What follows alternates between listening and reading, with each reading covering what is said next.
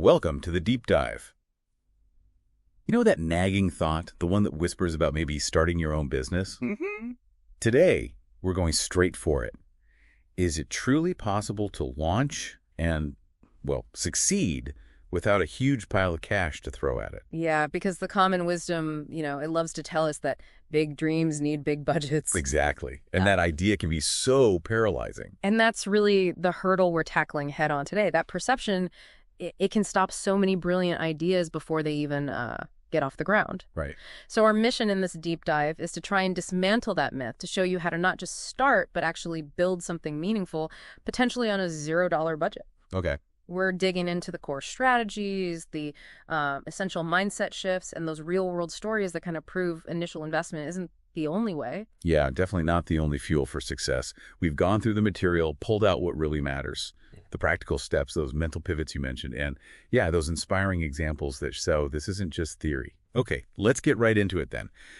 The foundation seems to be this $0 mindset. Now, this isn't about being like cheapskates, is it? It's got to be more nuanced. Absolutely not. The core insight here is that a $0 start isn't about lacking resources fundamentally. It's about recognizing and creatively combining the non-monetary assets you already possess. Okay. And doing that with an unwavering adaptability, Yeah. to navigate the inevitable hurdles that pop up. So what kind of assets are we talking about then? Well, think about it. Your skills, your personal connections, your network, even that old laptop that might be gathering dust, these are your starting capital. Right. Resourcefulness is just about seeing that value. That's a really interesting way to frame it. It shifts the focus from what you don't have, which can feel limiting, to what you do have. Exactly. And adaptability. Yeah. Well, I guess when you're not just throwing money at problems, you got to be pretty quick on your feet. Right. Precisely. When financial resources are tight, maybe even non-existent at the start, your ability to learn really rapidly, to adjust your course when things don't go as planned, that becomes incredibly important. So being nimble. Yeah, it's about being nimble and constantly iterating based on the real-world feedback you're getting. You can't afford not to listen. Now, something that really jumped out was this idea of leveraging your community. It's almost like your network becomes its own kind of investment. Could you expand on that a bit? Yeah, what's fascinating here is just how interconnected we all are, right? Oh. You shouldn't underestimate the potential of simply reaching out and sharing your vision. Mm-hmm. You might be surprised at how many people are willing to offer, guidance or maybe their time or even specific skills if they believe in what you're trying to build. So not necessarily asking for money, but maybe advice or... Or collaboration. This could be as simple as bartering maybe your web design skills for someone else's marketing expertise. Uh-huh. Or collaborating on a project where everyone contributes their unique talents. It's about pooling resources that aren't cash. Okay, that makes sense. So you've got this resourceful, adaptable mindset, you're tapping into your network, but how do you even begin to figure out if your big idea is something people actually want without, dropping serious cash on market research? That's such a critical question. And yeah, the common assumption is that understanding your market needs expensive surveys, complex data analysis. Right, the big reports. Exactly. But the reality is you can gain incredibly valuable insights through completely zero-cost methods. Like what? Well, think about having direct, informal conversations. Just talk to the people you envision as your potential customers. Talk to them. Yeah. Ask them, what are their frustrations? What problems do they have that aren't being solved well right now? What are their unmet needs? Yeah. Then, utilize free online survey tools. Lots of platforms offer basic plans that are perfect for getting that initial feedback. Mm-hmm. Simple surveys. Simple surveys. And maybe consider creating a very basic landing page. Just something that outlines your idea, explains the benefit, and see if people are interested enough to sign up for more information or an early notification. Oh, like a wait list. Exactly. It gauges real interest. It sounds like it's all about getting that direct validation, that proof from your target audience before you've invested significant time or energy building something nobody actually wants. Precisely. Fail fast, learn fast, but do it cheaply. Okay, that makes total sense. Yeah. And then we get to this concept of the minimum viable product, the MVP. Can you break down what that really means in this kind of $0 context? Sure. The MVP is essentially the most stripped-down version of your product or service that still delivers the core value to your very first users, your earliest adopters. So the absolute minimum. The absolute minimum that works and solves the core problem. The initial goal isn't to have every feature imaginable, right? It's just to test your fundamental assumptions. Prove the concept. Prove the concept. Ask yourself, how can you create a functional, albeit basic, version of what you envision using only the resources already at your disposal? And there are tools for that. Free ones. Oh, absolutely. There are fantastic free and open source software options out there. Platforms that let you build basic websites or even simple apps for little to no cost.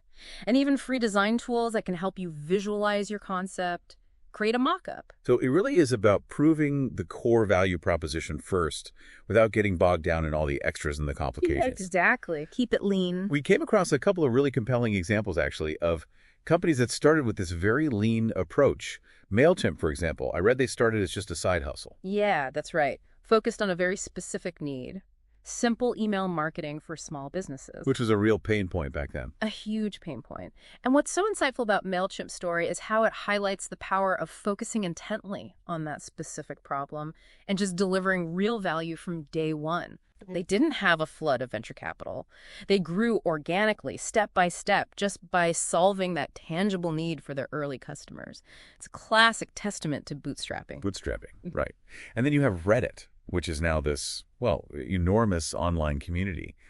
But its beginnings were incredibly basic, weren't they? Oh, totally. Reddit started with like a shoestring budget and a huge emphasis purely on fostering that community feel. So not big ad spends. No. Their early growth wasn't driven by flashy marketing campaigns at all. It was the passion and the engagement of their initial users, that word of mouth, that propelled them forward. Wow.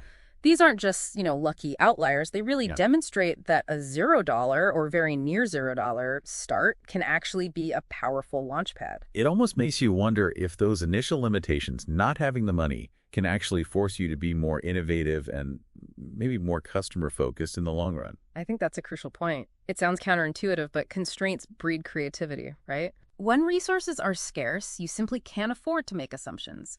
You're forced to be hyper-focused on what your customer truly needs. You have to listen. You have to listen intently, and you have to find creative, sometimes really out-of-the-box solutions. You have to be incredibly efficient with every single resource you have, even if that resource is just your time or your skills, not financial capital. Okay, so for you listening right now, maybe feeling inspired or perhaps a bit overwhelmed, what's one concrete step, something you can actually do this week based on what we've discussed? Okay, so here's a challenge for you this week. Try to identify just one key assumption underlying your business idea, just one, and then figure out how you can begin to validate that assumption without spending any money. So what might that look like? Well, it could involve reaching out to, say, 5 people who fit your ideal customer profile and just having those in-depth conversations we talked about. Really listen to their challenges. Okay, 5 conversations. Or it could be creating that super basic landing page we mentioned just to gauge initial interest, see if anyone signs up. Test the waters. Test the waters. Or maybe just diving into online forums and communities where your potential customers hang out.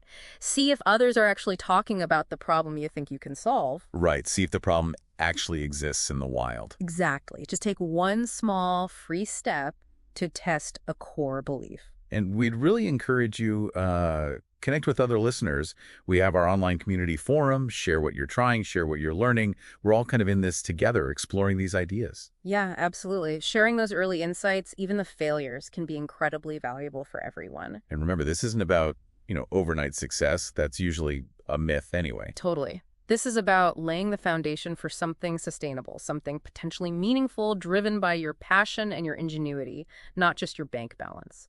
And the empowering truth is, you really do have the ability to take that first step today, regardless of your current financial situation. So just to quickly bring it all together then, we've explored how starting a business with zero money isn't just some, pipe dream. Right.